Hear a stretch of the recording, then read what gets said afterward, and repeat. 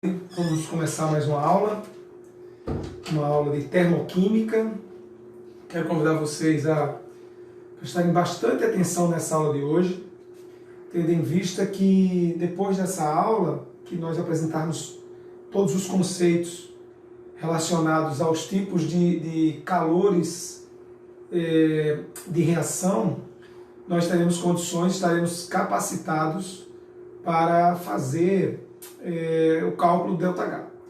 E hoje nós vamos apresentar, por exemplo, um conceito importantíssimo, que é o conceito de calor de formação, equação de formação, equação de combustão, que, via de regra, são as duas equações mais importantes que a gente lida com mais frequência, pelo menos. Não é que seriam mais importantes, deixa eu ajeitar aqui.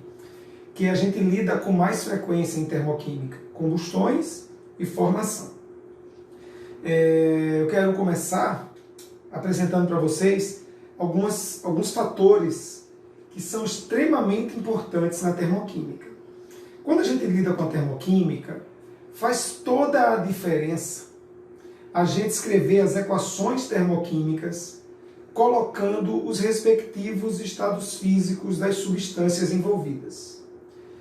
E aí, além dos estados físicos, e eles são importantes porque eles mudam o valor de ΔH, além dos estados físicos, o estado alotrópico é importante na termoquímica e a temperatura também é importante no calor das reações.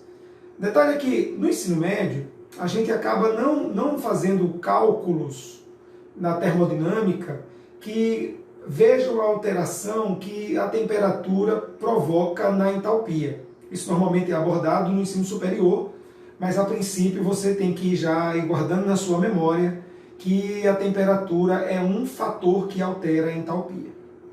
Aqui nessa aula de hoje vocês vão perceber que eu vou dar bastante ênfase para o estado alotrópico e o estado físico das substâncias. Por exemplo, vamos começar essa aula antes de apresentar o calor de formação especificamente. Então, quais são os tópicos mais importantes dessa nossa aula de hoje? O primeiro deles, calor de formação.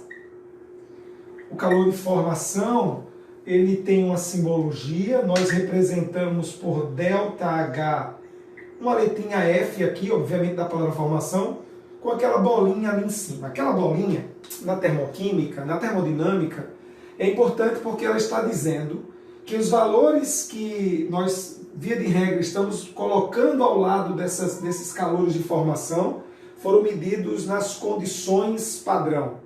O que seriam condições padrão?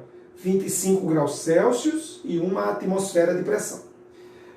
O outro tipo de conceito que nós iremos abordar nessa aula de hoje, importantíssimo, o conceito de calor de combustão. Basicamente, como eu falei para vocês ainda há pouco, a gente representa isso por ΔH índice C. Calores de combustão e calores de formação são dados termodinâmicos extremamente importantes, que nós acabaremos lidando com mais frequência, mais regularidade, quando formos manipular esses dados. Bom, o que é que a gente percebe, que os alunos, muitas vezes, eles pela própria pressa de querer entender os conteúdos, de querer resolver a sua vida, eles acabam decorando métodos de como resolver as questões, mas às vezes eles sequer pensam e tentam entender como as questões estão sendo resolvidas. E aí, quando um determinado problema de termoquímica exige um pouco mais conceitualmente do estudante, ele acaba se atrapalhando e deixando de acertar um exercício que, a priori, seria relativamente tranquilo. Então, esses dois conceitos são fundamentais para que você que está vendo essa aula não se transforme num mero decorador de resolução de exercício. Basicamente, existem 3 técnicas para a gente calcular o ΔH. Uma delas é quando nós temos os calores de formação. Outra delas é quando nós temos calores de combustão e usamos a lei de Hess, por exemplo, extremamente importante. E a terceira delas, que não depende muito dessas duas informações, que é quando o problema informa energia de ligação, que vai ser a aula que vai fechar essas aulas de termoquímica que eu estou ministrando para vocês, tá? Lembre-se que essa aula de hoje e as anteriores estão no meu canal do YouTube, Química com o Professor Sandro Dutra. Você se inscreve lá, marca o sininho das notificações e depois que eu dou essa aula aqui, ela recebe uma edição e vai lá para o canal. Nesse momento ela está sendo pelo Instagram ao vivo, né? Então vamos lá, vamos começar aqui o nosso trabalho nessa tarde. Em primeiro lugar, eu quero que vocês observem, antes de dar o conceito de calor de formação, aquilo que eu disse há pouco sobre o estado físico das substâncias. O estado físico influencia na entalpia. E aí, vamos pegar aqui uma reação clássica para que vocês percebam isso. Vamos pegar aqui H2 gasoso, hidrogênio gasoso, gás hidrogênio. É lógico que quando a gente diz que ele é um gás, estamos tendo como referência uma atmosfera e 25 graus Celsius. E aí, quando o hidrogênio combina-se com o oxigênio gasoso, a reação entre essas duas substâncias produz água. A água, nas condições padrão, é líquida. E aí, se nós pegarmos qualquer livro de química e formos ver o valor dessa entalpia, nós iremos observar que o ΔH dessa transformação, ele vai ser menos 286 kJ. Eu quero aproveitar a oportunidade para lembrar para vocês que pelo fato de esse ΔH ser negativo, essa é uma reação que libera energia sob forma de calor. É uma reação exotérmica. Aí veja só, se eu colocasse essas substâncias em um diagrama de entalpia, e diagramas de entalpia são gráficos que têm as suas peculiaridades, e a abscissa e a ordenada desses gráficos, né, elas precisam ser bem entendidas, né? A gente, quando escreve um diagrama de entalpia, aqui na ordenada, nós colocamos, via de regra, a entalpia em quilojoules, e na abscissa, via de regra, o que nós escrevemos é o que nós chamamos de coordenada da reação, que a gente abrevia pelas letras CR, coordenada da reação. Uma reação como essa está dizendo que esses reagentes têm um conteúdo energético maior do que o produto. Então, se nós colocarmos reagentes e produtos no diagrama, aqui ficaria o hidrogênio gasoso mais o oxigênio também gasoso. E a água seria o produto. Então, como essa reação é exotérmica, significa que o conteúdo energético desse produto, ele é menor que o dos reagentes. Então, a água seria representada, vamos admitir que nesse ponto. Veja, como nós temos substâncias diferentes, elas têm entalpias diferentes. Mas observe, a entalpia do hidrogênio, a substância simples H2, e a entalpia do oxigênio, a substância simples O2, está na mesma linha. O que é que eu estou dizendo com isso? Que eles devem ter a mesma entalpia. Nós vamos ver nessa aula de hoje que a entalpia de formação dessas substâncias, por elas serem substâncias simples, é zero. Isso não foi medido, os químicos atribuíram zero para as substâncias simples, para a partir delas, elas sendo tomadas como referencial, nós podermos medir a entalpia das outras substâncias, das substâncias compostas. Então, a água, do jeito que eu desenhei aqui, tem uma entalpia menor do que hidrogênio e oxigênio. Bom, se essa reação que está produzindo água formasse água, por exemplo, no estado gasoso, nós iríamos representá-la um patamar um pouco mais acima. Veja, eu estou agora comparando água líquida com água no estado gasoso, e eu estou dizendo, tendo em vista que isso aqui é o eixo da ordenada, né? Eu estou dizendo que o conteúdo energético de água no estado gasoso é maior do que o de água no estado líquido. Isso pode ser facilmente entendido se nós pensarmos apenas em termos de energia cinética para a energia interna. Lembre-se que na aula anterior, né, que está disponível aí no canal, eu falei que a entalpia, ela traz dentro do seu, da sua definição uma grandeza chamada energia interna e outra chamada trabalho. Então, perceba que se admitirmos que a energia interna aqui é a maior contribuição para a água, no estado líquido gasoso, eu vou colocar o sólido aqui embaixo, nós iremos perceber que isso dá para compreender de maneira fácil, porque no estado gasoso, o grau de agitação térmico das partículas ele é maior. As moléculas do estado gasoso movem-se, elas estão mais afastadas, né? E elas movem-se mais rapidamente do que moléculas no estado líquido.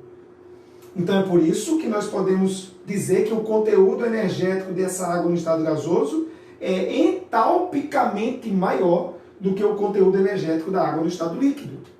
Se eu estivesse escrevendo essa mesma reação, hidrogênio mais oxigênio produzindo água, e a água formada fosse água no estado sólido, então nós teríamos que representar a água no estado sólido uma parte mais abaixo nesse diagrama. Deixa eu sair da frente de vocês aí que estão acompanhando a aula. Aqui seria a água no estado sólido. E aí veja, água no estado sólido tem um conteúdo energético menor do que água no estado líquido. Isso também é compreensível, né? Uma substância no estado sólido, ela tem suas partículas presas em algum retículo, então elas não conseguem mudar suas posições. Mas ela tem alguma entalpia, porque no mínimo ela tem alguma energia vibracional em torno do próprio ponto onde elas estão presas. Então nós temos uma variação de entalpia para a água no estado gasoso, uma variação de entalpia para a água no estado líquido e uma variação de entalpia para a água no estado sólido. Bom, só para que vocês observem, né? Mudando o estado físico da substância, a entalpia muda. Então veja, menos 286 é a variação de entalpia para a água formada no estado líquido. Mas, se essa água fosse formada, por exemplo, no estado gasoso, o valor não seria mais esse. Porque a entalpia muda com o estado físico da substância. E o valor seria alguma coisa em torno de 242 kJ. Se não for exatamente esse número, é bem próximo, mas eu tenho quase certeza que é esse. Veja, quando a água se forma no estado gasoso, a variação de entalpia tem um determinado valor. Se a água se forma no estado líquido, ela vai ter um outro determinado valor. Isso é importante, porque quando nós escrevermos, por exemplo, a equação de formação da água, nós iremos inferir que a água que se forma é líquida, porque nós estamos adotando 25 graus Celsius e 1 atm para a água que se forma. Então, primeira coisa importante para você que está acompanhando essa aula, preste muita atenção. Escrever, observar o estado físico das substâncias é importantíssimo em termoquímica, porque a mudança no estado físico varia a entalpia da substância. Essa é a razão pela qual, por exemplo, se aqui é menos 242, se aqui é menos 286, essas seriam as variações de entalpia, né? Há uma variação de entalpia da água passando do estado líquido para o estado gasoso, por exemplo. Qual é o nome da mudança de estado do estado líquido para o estado gasoso? Muito bem, vaporização. Para a água vaporizar, ela precisa absorver calor para que as suas moléculas consigam ganhar energia cinética, vencer as forças intermoleculares atrativas que estão no estado líquido e se afastarem. Qual é a quantidade de calor que a água precisa absorver para vaporizar, por exemplo? É exatamente essa diferença. E se você fizer essa diferença, ela vai dar aproximadamente 44 quilojoules. Veja, eu estou anotando aqui quilojoules, mas a gente está lidando com química. E a química, ela tem uma grandeza que mede quantidade de matéria. E vocês sabem qual é a grandeza que mede quantidade de matéria. É o mol. Então, a minha forma de expressar a unidade aqui, está faltando alguma coisinha que eu vou representar agora. Quando escrevemos uma equação como essa, nós iremos ver que essa equação que está aqui é a equação de formação da água. E há uma razão pela qual chama-se equação de formação. Deixa eu só devolver a água para o estado líquido aqui e devolver o valor 286, menos, né? A reação é exotérmica. Essa água é líquida que eu estou representando aqui. Então vejamos, né, queridos? Olha só. Quando eu estou escrevendo a equação para formar água, o coeficiente que aparece aqui, na verdade ele não está aparecendo, mas nós inferimos que é 1, nos diz que eu estou formando 1 mol de água. 1 mol. 1 mol de água são 18 gramas de água. Como a densidade da água é 1 grama por mililitro, 18 gramas de água são 18 mililitros. Então, se eu quiser formar 18 mililitros de água, partindo de 1 mol de hidrogênio e meio mol de oxigênio, vai formar 18 mililitros de água, porque 18 gramas de água são 18 mililitros, eu espero que vocês estejam entendendo. E eu quero só lembrar, né, a densidade da água é 1, mas nem todo líquido tem densidade 1, né? A própria água no estado sólido já tem uma outra densidade que é menor do que 1. Então, estamos tratando aqui da água no estado líquido, eu estou formando 1 mol dela, 1 mol de água são 18 gramas, que por causa da sua densidade são 18 mililitros. Então, imagine, você tem 18 mililitros de água. Para formar 18 mililitros de água, a reação libera 286 quilojoules por mol. Então, esse 44 quilojoules é quilojoules por mol. Então, para que 18 mililitros de água passem do estado líquido para o estado gasoso, essa transformação precisa absorver. Por que absorver? Porque eu estou saindo de um estado de menor energia para um estado de maior energia. Um estado de maior conteúdo energético, de menor conteúdo energético para um de maior conteúdo energético. Então isso absorve energia. Então, se você pegar uma panela em casa e colocar lá 18 mililitros de água e ligar lá o fogo lá do seu fogão, né, atear fogo, né, acendeu lá a boquinha do gás, né, e ele começa a fazer a água evaporar, para que ela evapore totalmente, vai ter sido gasto 44 quilojoules de energia sob forma de calor. Vocês conseguem entender que a recíproca é verdadeira, né? Se a água estiver condensando, ou seja, se a água estiver passando do estado gasoso para o estado líquido, aí o processo não absorve 44 kJ de energia. O processo libera. Sabe quando você sente isso? Imagine, você está andando de ônibus, certo? Num dia de chuva, um dia bastante chuvoso, em que as pessoas dentro do coletivo precisam deixar as janelas fechadas. Esse ônibus não tem ar-condicionado.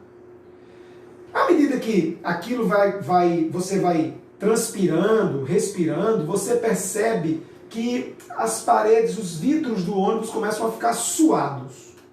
Todo mundo já viu essa experiência, né? E aí, o ambiente começa a ficar quente. A sensação térmica que você começa a ter é de que você está sentindo calor. Na verdade, o que está aquecendo esse ambiente? É que quando a água bate nas paredes do vidro do ônibus, que estão frias, porque lá fora está chovendo, então elas estão frias, estão numa temperatura mais baixa, quando a água, do vapor de água dentro do ônibus, vapor de água devido à sua respiração, vapor de água porque tem vapor de água mesmo lá no ambiente, quando ela bate no vidro, que ele condensa, eu estou fazendo essa mudança de estado, água do estado gasoso para água no estado líquido. O processo libera 44 kJ de energia na forma de calor. Por isso que você tem a sensação térmica de que está quente no ambiente. Então, o valor aqui, quando passa de líquido para gasoso, seria chamado entalpia de vaporização. A passagem de gasoso para líquido seria entalpia de condensação. Do mesmo modo, se eu tivesse colocado o valor aqui, por exemplo, da água no estado sólido, é em torno de menos 291. A passagem de sólido para líquido seria a entalpia de fusão. A passagem de líquido para sólido seria a entalpia de solidificação. Então, onde é que eu quero chegar? As mudanças de estado, as transformações físicas, que nós chamamos de mudanças de estado físico, elas vão ter entalpias que recebem os nomes das mudanças de estado. Então, a água tem uma entalpia de vaporização. Se essa fosse uma aula de física, é o que o professor de física chamaria de calor de vaporização. Calor latente de vaporização. Calor latente de fusão. É isso que o professor de física chamaria. Na verdade, nós químicos estamos chamando esse calor de entalpia. Entalpia de fusão, entalpia de vaporização, entalpia de condensação e assim sucessivamente.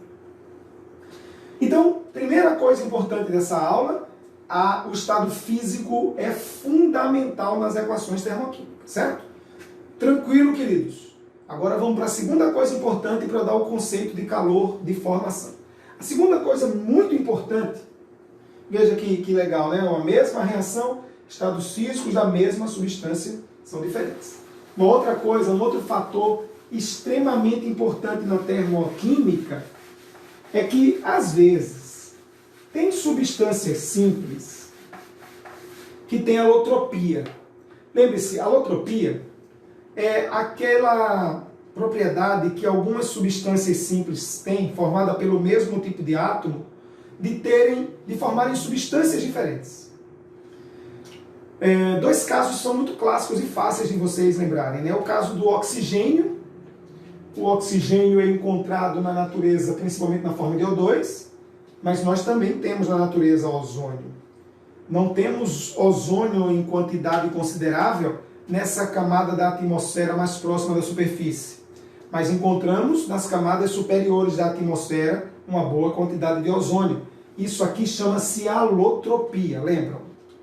A alotropia do oxigênio, ela é diferenciada pela fórmula química que as substâncias têm diferentes.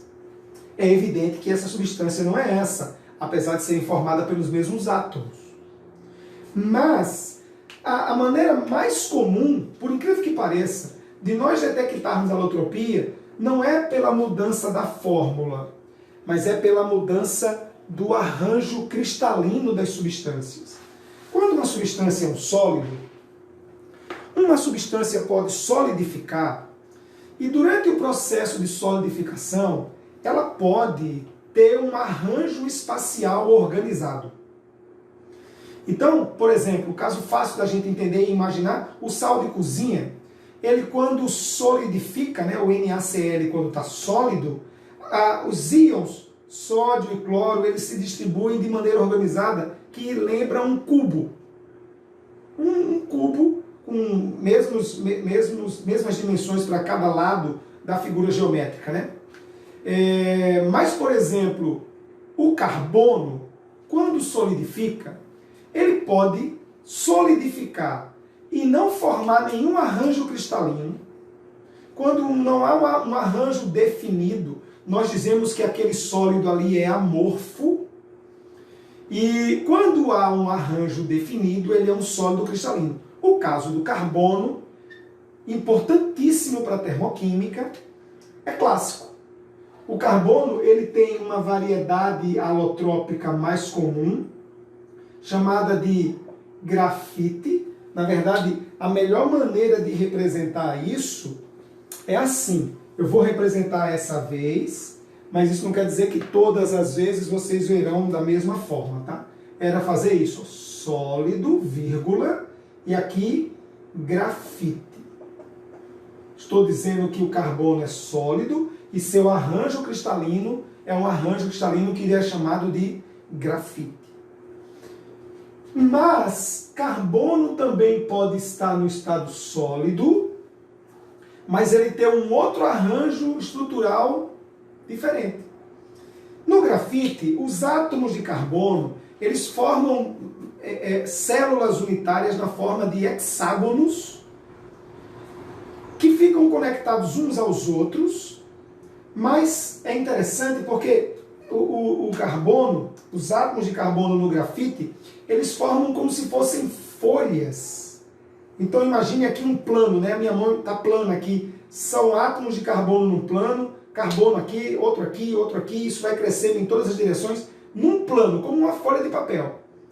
Só que sobre essa folha, sobre ela, você tem outra folha, abaixo dela tem outra folha, e essas folhas, elas sobrepostas, elas se mantêm atraídas por um tipo de força atrativa chamada forças de Van der Waals. Essa é a razão pela qual o grafite é mole. Essa é a razão pela qual o grafite é extremamente quebradiço. Essa é a razão pela qual você, quando usa o grafite do seu lápis para escrever, ele se desgasta ao passar na superfície do papel.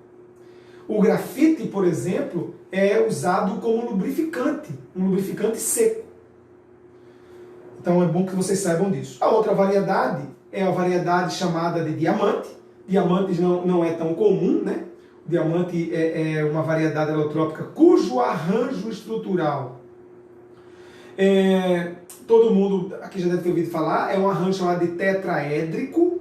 Os átomos de carbono estão continuamente crescendo em todas as direções, formando tetraedros como células unitárias. E os químicos, eles começaram recentemente, seria uma palavra que não se aplica mais, estando nós já em 2020.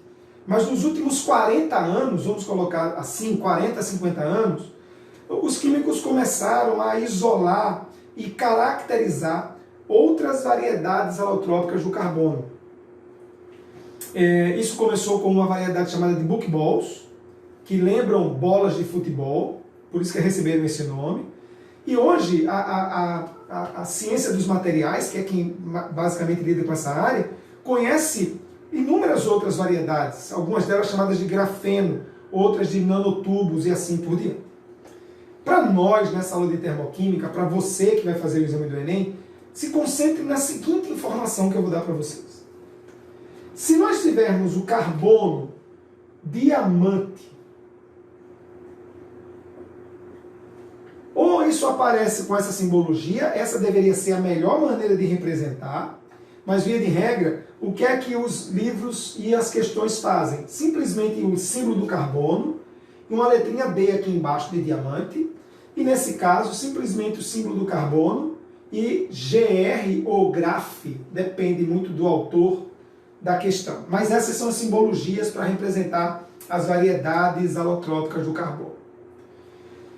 Veja, quando o carbono grafite reage com o oxigênio gasoso, isso é uma reação que forma gás carbônico, e a variação de entalpia dessa reação é menos 393. Tem alguma fração decimal aqui que eu vou desprezar, eu vou aproximar, tá? Kilojoules. Eu vou... deixa eu melhorar isso aqui. Todo mundo já viu a simbologia aí, né? Então vamos organizar isso aqui melhor.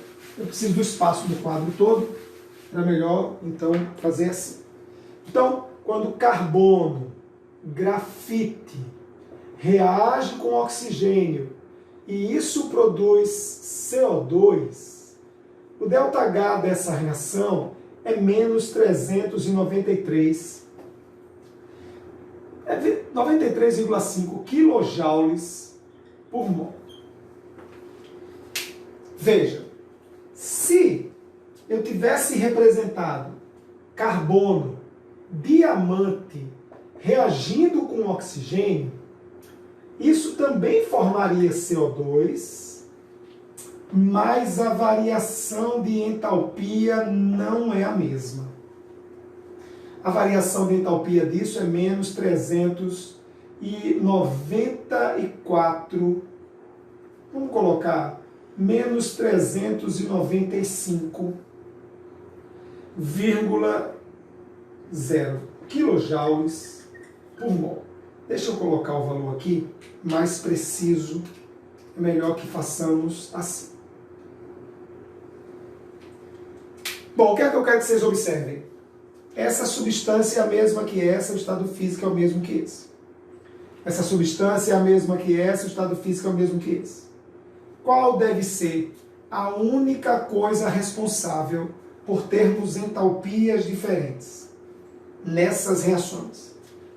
A forma alotrópica daquela substância. Por isso, em termoquímica, escrever a variedade alotrópica da substância é importante. Aí você pode pensar assim, bom, se eu estiver fazendo um item Enem, isso tem caído sempre no Enem. Termoquímica tem caído sempre no Enem. Se eu pegar uma questão qualquer e o autor não se preocupou em colocar esses símbolos, aí tranquilo. Tranquilo. Se o próprio autor da questão não se preocupou em representar que variedade alotrópica ele está se referindo, você pode inferir que ele está tratando aquele carbono como grafite. Por quê? Bom, eu vou fazer aqui usar um raciocínio lógico, certo? Porque fica fácil vocês entenderem, né? Ninguém, em sã consciência, vai fazer reações químicas usando carbono na forma de diamante. Diamante é muito caro. Por exemplo, para numa reação como essa, fazer a combustão dele. Ninguém sai por aí queimando diamante. Certo? Grafite é um material mais comum do carbono. Grafite é baratinho, né? Todos vocês devem ter aí suas lapiseiras ou algum lápis que tem grafite nele.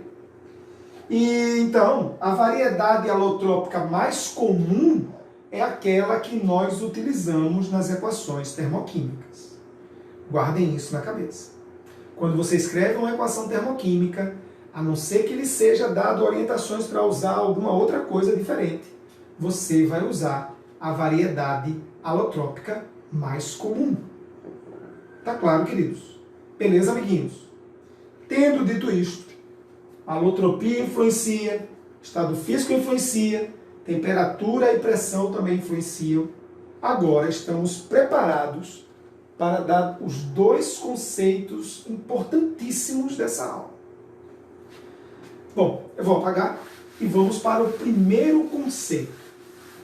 Primeiro conceito dessa aula, conceito fundamental para a termoquímica, para que você não só decore técnicas de resolver exercícios. É o conceito de calor de formação. Esse conceito é tão importante que eu vou gastar alguns instantes aqui escrevendo ele. Vai ficar copiado. Calor de formação é a energia liberada. Está implícito, né, pelo próprio conceito de entalpia, que é a energia liberada sob forma de calor. É a energia liberada na... Deixa eu trocar a palavra liberada. É a energia envolvida. Vocês vão entender por que eu troquei a palavra. É a energia envolvida na formação de 1 mol. Se concentre nisso. 1 mol de um composto. Quando eu uso a palavra composto, eu estou pensando em uma substância composta.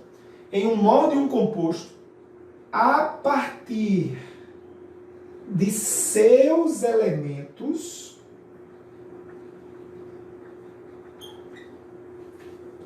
nas condições padrão. Quando a gente diz que são nas condições padrão, está implícito que aqui é 25 graus, uma atmosfera e na variedade alotrópica mais comum. Variedade alotrópica mais comum. Então, energia envolvida na formação de 1 mol. Então, o conceito de calor de formação ele exige que você, ao escrever uma equação de formação, você escreva a equação de formação formando um mol de um composto. E aí, preste atenção em alguns detalhes. Eu preciso dos elementos que formam o composto. Então, na hora que a gente escreve uma equação de formação, eu vou apagar, já que o conceito está aí. Esse é um conceito importantíssimo, mas eu vou apagar já copiei, né? Tenha na sua mente o seguinte: quando você se vir exigido na necessidade de ter que escrever uma equação de formação para responder um exercício, e esse é um dos grandes problemas que alguns alunos enfrentam quando estão estudando lei de Hess, é que nem sempre os problemas de lei de Hess, que é uma lei que a gente usa para calcular a entalpia, eles dão uma equação que você vai usar como referência para você manipular as outras. Nem todo problema faz isso. Às vezes, eu posso dizer, inclusive na maioria das vezes, o aluno tem que montar a equação de referência para manipular com as outras. E via de regra, essas equações de referência são equações de formação. Como é que se escreve uma equação de formação? Eu vou começar por uma clássica.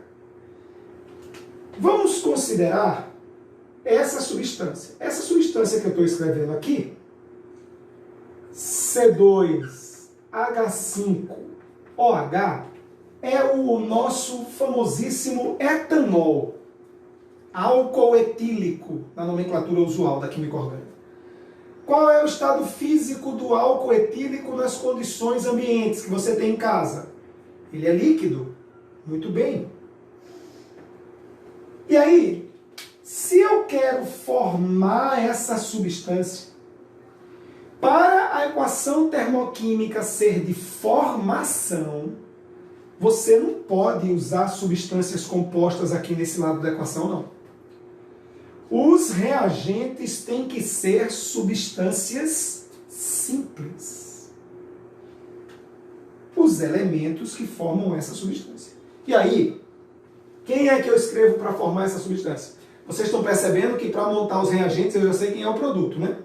Aqui tem que ser carbono, e o carbono não é qualquer carbono, porque carbono tem alotropia, então eu tenho que usar carbono grafite. Carbono grafite mais.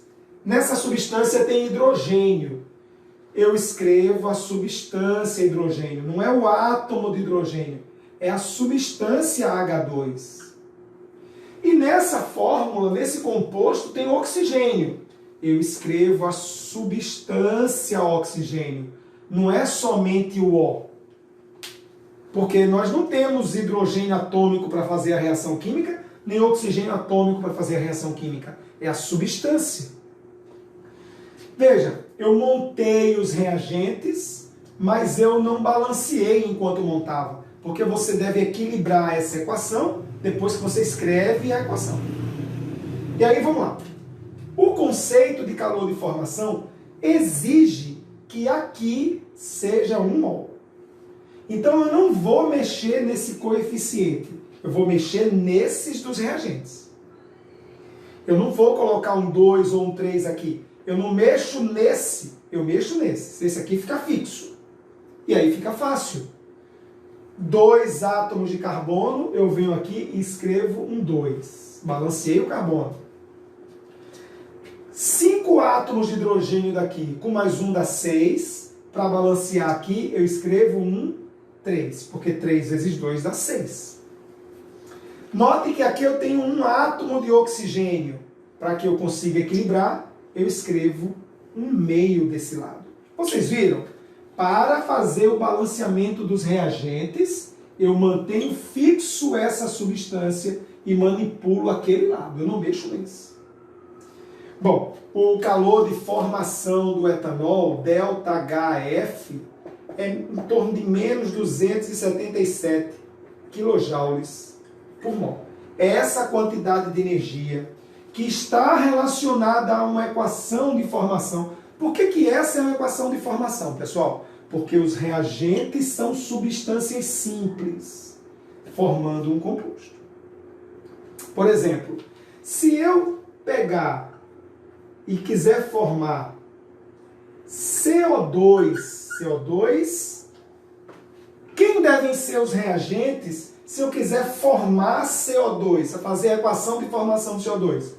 Carbono, grafite, não é qualquer carbono, mais O2 gasoso. Por que essa equação aqui é de formação? Porque os reagentes são substâncias simples e estão formando 1 mol do composto. Qual é o calor de formação do CO2? Menos 393,1 quilojoules por mol. Agora veja, se eu estivesse fazendo qualquer exercício com vocês, uma questão qualquer, e a equação fosse, por exemplo, essa equação aqui, monóxido de carbono gasoso mais 1,5 de O2 também gasoso, dando CO2 gasoso, ΔH menos 283 quilojoules por mol. Deixa eu ver se o valor é esse mesmo, para que eu não coloque exatamente. Por que essa equação não é de formação, pessoal? Porque esse reagente não é uma substância simples. Ele é uma substância composta. Essa equação, apesar de, teoricamente, na nossa cabeça, estar formando CO2, ela realmente está formando CO2, mas conceitualmente eu não posso chamá-la de equação de formação. Entenderam? Porque na equação de formação, para que você tenha o calor de formação, os reagentes têm que ser substâncias simples. Se tiver pelo menos uma substância composta, nós já não teremos uma equação de formação. Então, que equação seria essa, se ela não é de formação? Bom, o segundo conceito importante de tipos de calor de reação dessa aula é o de calor de combustão. Lembre-se, eu disse ainda há pouco, né? São duas equações que vocês têm que saber fazer sozinhos. Porque pode ser que a prova não seja tão generosa e dela pronta para vocês. Vocês têm que ir para o exame sabendo escrever equações de combustão e sabendo escrever equações de formação. Estou falando de termoquímica, tá certo? E aí, vamos para o nosso segundo e último conceito. É o tempo que nós temos. Tá claro que isso aqui é uma equação de formação. Isso aqui é uma equação de formação. Vou apagar. E vamos para calor de combustão. Bom, por que naquele momento eu falei que calor de formação é energia envolvida? Uma reação de formação pode ser exotérmica, mas também pode ser endotérmica. Certo? Uma equação de formação pode ser endotérmica. Agora, combustões são sempre exotérmicas. Então, segundo conceito, segundo e último, é o de calor de combustão. Bom, como é que nós podemos definir uma combustão, né? Uma combustão, chamada de ΔH índice C. Uma combustão ela precisa de um combustível e de um comburente. Via de regra, a nossa percepção, a nossa concepção de comburente está sempre relacionada ao oxigênio. Tá certo. Tá certo. Pode haver situações mais complexas em que o comburente, ou seja, a substância que alimenta a combustão, não seja o O2. Mas não são esses casos que vão tomar a nossa atenção nessa aula. Vamos definir combustão da maneira mais simples possível e mais precisa também, né? Qual é a nossa definição? Uma combustão é qualquer reação em que você tem uma substância qualquer e essa substância reage com o oxigênio. Essa substância é o combustível, é ela que vai queimar. Essa substância é o comburente, é ela que alimenta a combustão. E isso vai gerar produtos. Certo? Isso vai gerar produtos. Por causa do fato de que a maior parte dos combustíveis que nós conhecemos são hidrocarbonetos, derivados do petróleo, né? Então, gasolina, por exemplo, gás de cozinha, são derivados do petróleo. A queima desses combustíveis mais comuns, via de regra, vão gerar dois produtos, guardando as devidas aproximações, que são gás carbônico e água. Mas, por exemplo, uma substância como essa, N2H4, isso aqui chama-se hidrazina. A hidrazina, ela já foi usada como combustível de foguetes. Perceba que quando essa substância reagir com oxigênio, não tem como isso formar CO2, não tem carbono nessa fórmula. E às vezes os alunos acham, né, que o que caracteriza uma combustão é ela dar CO2 e água. Não. A combustão vai produzir CO2 e água se o combustível tiver carbono e hidrogênio. Certo? Por exemplo, uma combustão de um combustível como disulfeto de carbono, CS2, não vai dar água no produto. Não tem hidrogênio aqui para quando eu colocar a reação com oxigênio, você ter CO2 mais água. Não tem como formar água, não tem hidrogênio no reagente. Vai ter que ser produzido alguma outra coisa, e essa outra coisa nesse caso é SO2. O que faz uma reação ser combustão é ela ter uma substância que reage com o comburente, que para nós aqui é o oxigênio, e ela tem que ter um ΔH negativo. Ela é exotérmica. As combustões, elas liberam energia sob a forma de calor.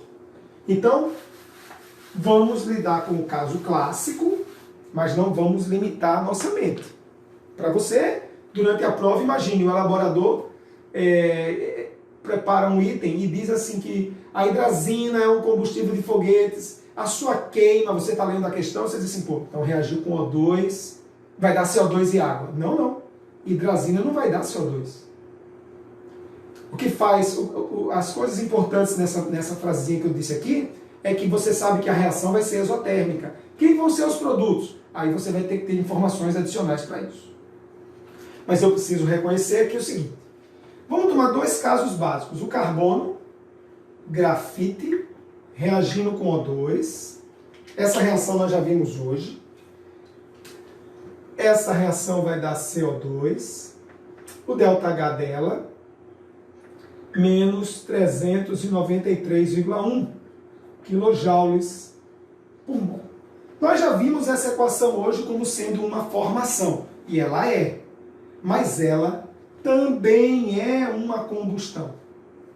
Por quê? Porque uma substância está reagindo com oxigênio e está liberando calor. O produto dessa reação é gás carbônico. Então, nesse caso, a reação tanto pode ser classificada como formação como combustão. Quando a gente pega a outra clássica, hidrogênio mais meio O2, dando água, a água aqui que eu vou usar é água líquida, o ΔH disso, menos 286 kJ por mol. Essa reação tanto poderia ser classificada como a formação da água, como ela também poderia ser classificada como a combustão do hidrogênio. Então veja, a combustão do hidrogênio forma água, a combustão do carbono grafite forma CO2. Como o carbono se transforma em CO2 e o hidrogênio se transforma em água, a gente pode, então, olhar para uma substância como metano, é um hidrocarboneto derivado do petróleo, metano, carbono e hidrogênio.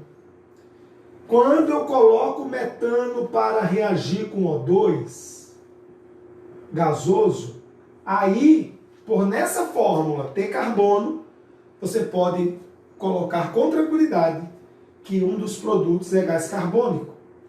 Como nessa fórmula do combustível tem hidrogênio, você pode colocar com tranquilidade que o outro produto é água. Água líquida, estou escrevendo nas condições padrão, e CO2 gasoso, porque eu escrevo os estados físicos das equações de formação.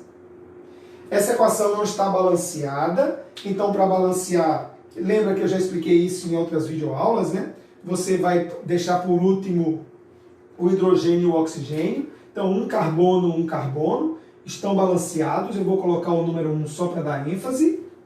4 hidrogênios, eu venho aqui e escrevo um 2. 2 vezes 2, 4. Aqui não tem nada escrito, é onde eu vou terminar. 2 aqui, com mais 2, 4.